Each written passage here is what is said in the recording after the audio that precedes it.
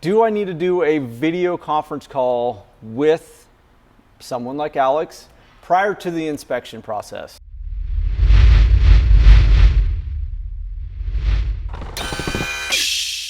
Everyone, welcome to another episode of Foundation Repair. You ask, we answer.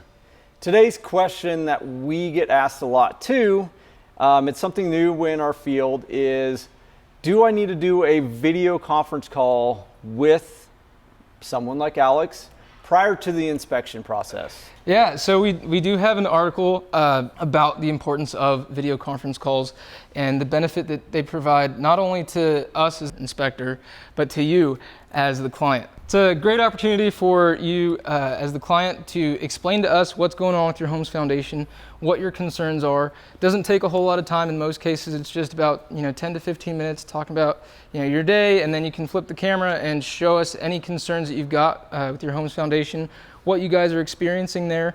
And then in turn, it's a great opportunity for us to explain to you what's going on with the home's foundation, what we can do to repair it, and it'll help us start to brainstorm ideas as to what we can do for our repair plan when the time comes.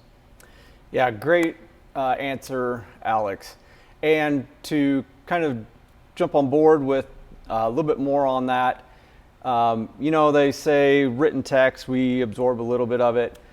Picture says 1,000 words. Well, video can say up to 1,000,000, plus the interaction that we're going to get out of you and someone like Alex, one of our inspectors, is going to be tenfolds that, just because we're then going to be able to send you additional items, information, articles, videos, whatever it is that's going to pertain exactly to your house prior to us getting there.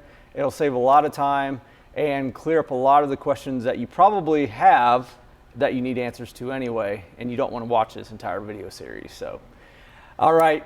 Thank you, Alex. And thank you for joining us on another episode of You Ask, We Answer.